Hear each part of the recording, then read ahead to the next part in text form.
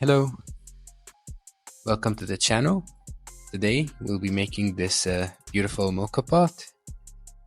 In the beginning, we will be explaining some basic Blender functions, and as we go on, the video will become a bit faster as we try to not bore you to death.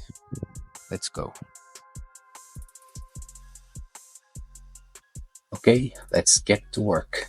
So, select everything with A, then press X to delete.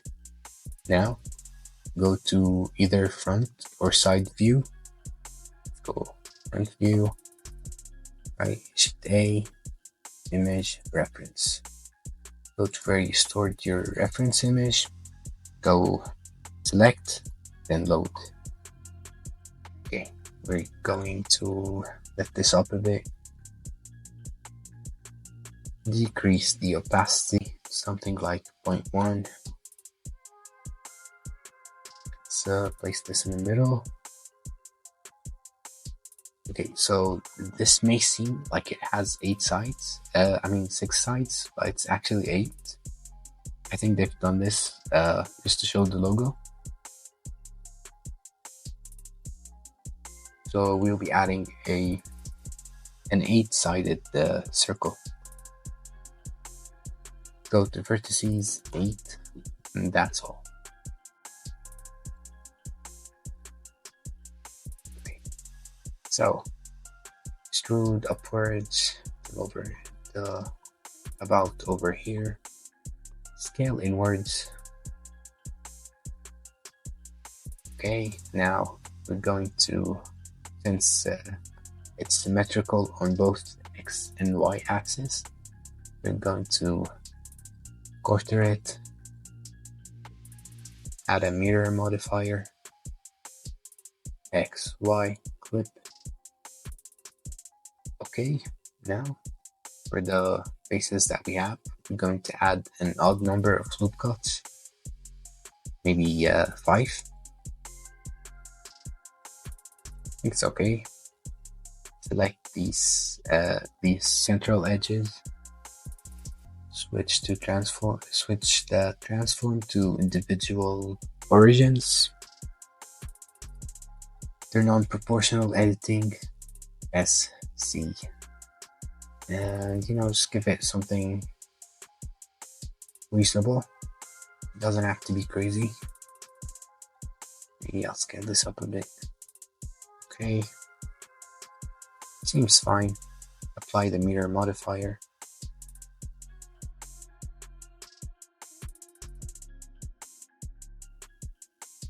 Okay, so this is how to activate loop tools.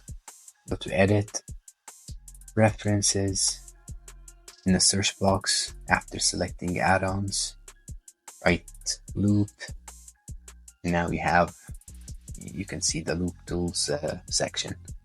Make sure to check the box and set autosave, and now you have loop tools.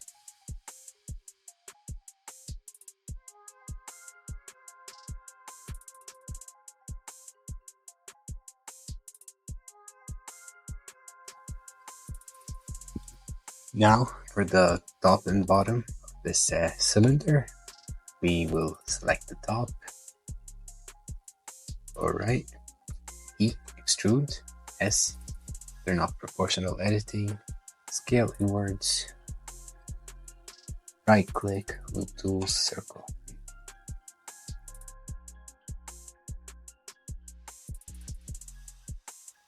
Okay, see, extrude upwards, do the same for the bottom, E, Z, S, Shift Z, right click, loop tool, circle, A.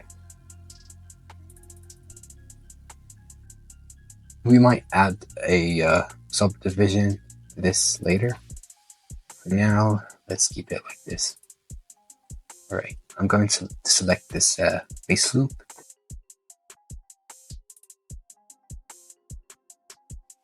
Shift D to duplicate. Right, then B, separate it select the new object, R, Y, 180, lift it up, and now we have our top. So select this lower edge loop, E to extrude, push it inwards, loop tools, circle, scale up a bit, scale the whole thing up a bit. Okay, extrude downwards. Now we're good. Go to the top, select this edge loop, loop tools, circle. Oh wait, I mean SZ0. Ta-da! Now it's flat.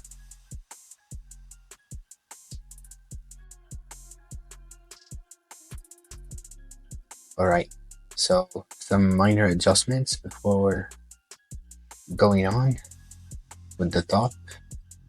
We're going to select all of these side corners.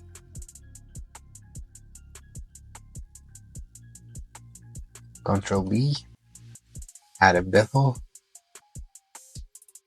2 segments should be fine. Alright, we must go over here, select these edges, circle, loop tools, circle. The reason we've done this is to ensure that the points in our circles are equally spaced. Alright, now we'll just fix the rotation of these edges and add some more bevels. And then we're going to do the same for the tank.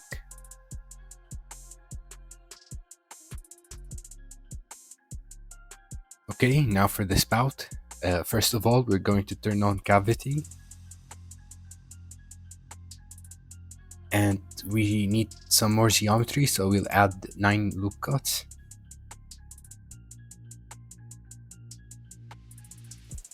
Okay, now we'll connect these vertices in order to get the V shape of the spout.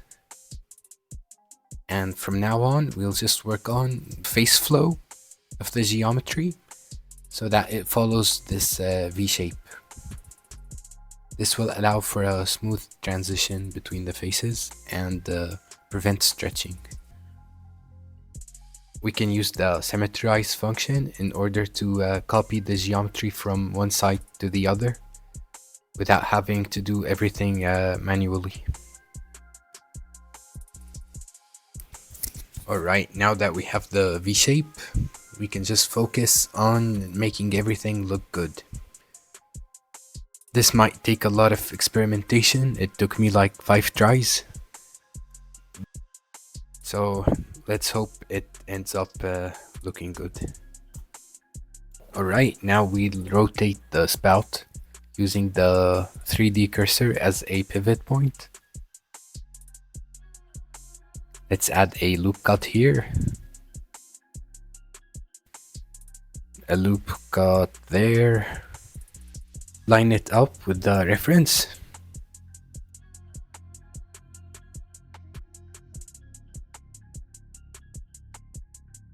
Now we'll add a bevel using Ctrl B to create the curve.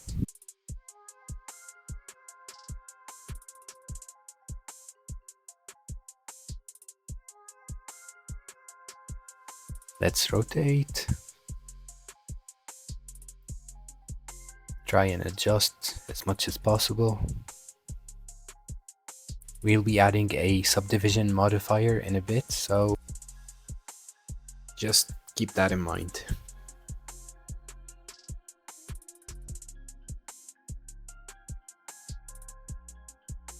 In here, I added the subdivision modifier just to check things out. We won't be using the bevel modifier. This was just for experimentation. And in here I'm just trying to make sure that all faces are quads.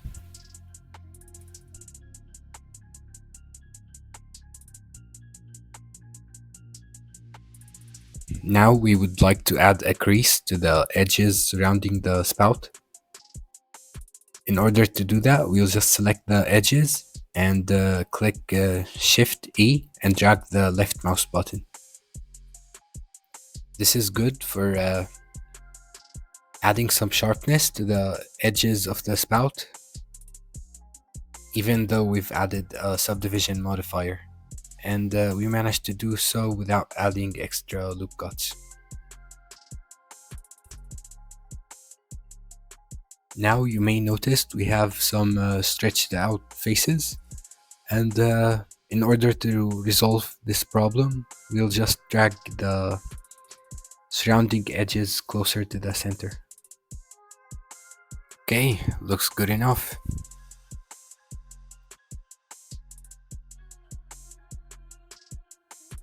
Alright, as you can see, I have set the coloring or shading to random. This way each different object has a different color, and that will make things easier on the eye.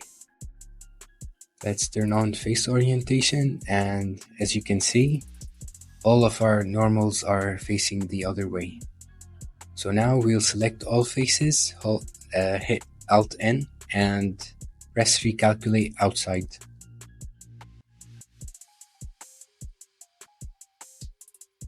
Let's hide the tank, and now we need to add some thickness to our model. Okay, so let's add a solidify modifier, change the offset to 1, adjust the thickness as we see fit. Alright, now we will apply this modifier. We will pick up the pace from now on, just because we've already covered the basic functions.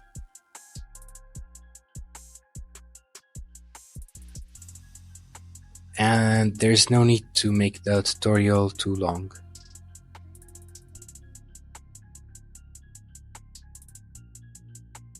Alright, for this part there's no need to model it unless you want to show the inside.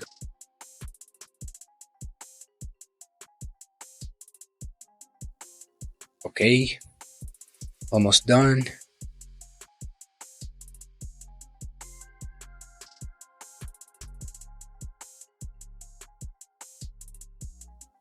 Alright, let's model the metal block on the backside, where we will fix our hinge.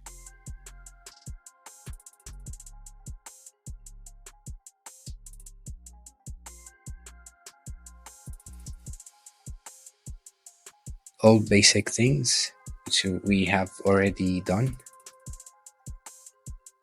Just trying to make the face flow as smooth as possible.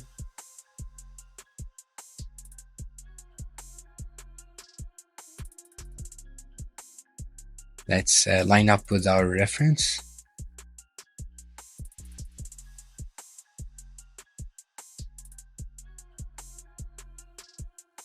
Basically, the hinge area and the spout are the most difficult parts. The rest is basic. Okay, just making sure things are nice and flat as much as possible.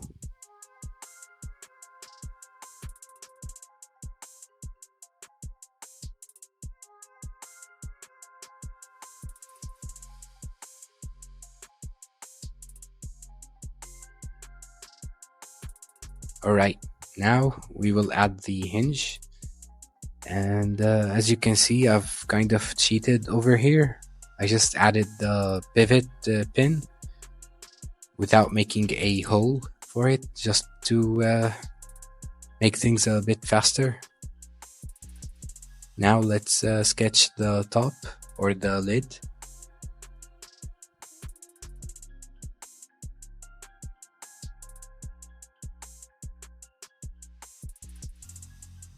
Okay, now we will extrude these edges and try to line up things as much as possible. And since I'm lazy, I'll be using a mirror modifier.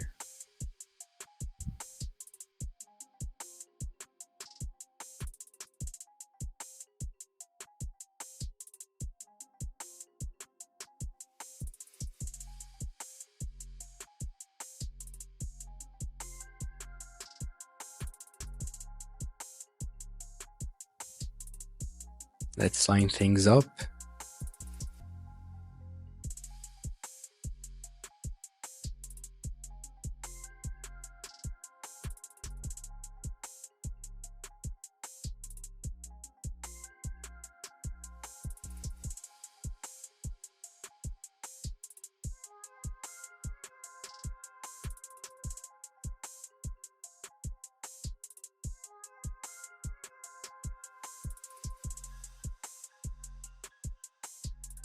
As you may have noticed, the auto smooth feature has to be very precise for this object to make sure all the edges are sharp and we have the right shading.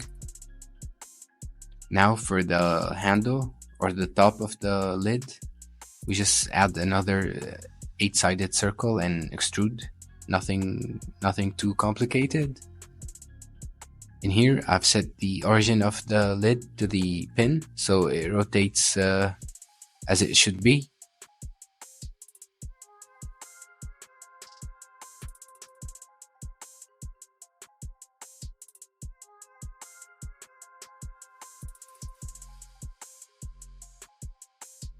At first, I thought maybe I could use a curve for the handle, but I just did it the old-fashioned way and extruded it plain. As you can see, a mirror modifier, a bevel modifier, and we have something that looks pretty decent.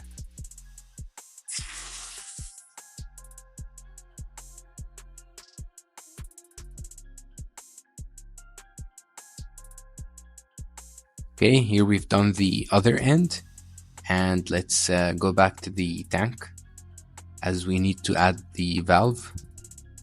In here, I selected a couple of faces, inset them, and hit loop tool circle. I only just noticed, but the circle is a bit misshapen. I probably should have applied a scale transform. And here I just added some bevels to make it more round. Yep. Rotate it back. This is where the part that holds the coffee grounds go. Okay, let's parent objects. Set the render engine. Let's add an HDRI.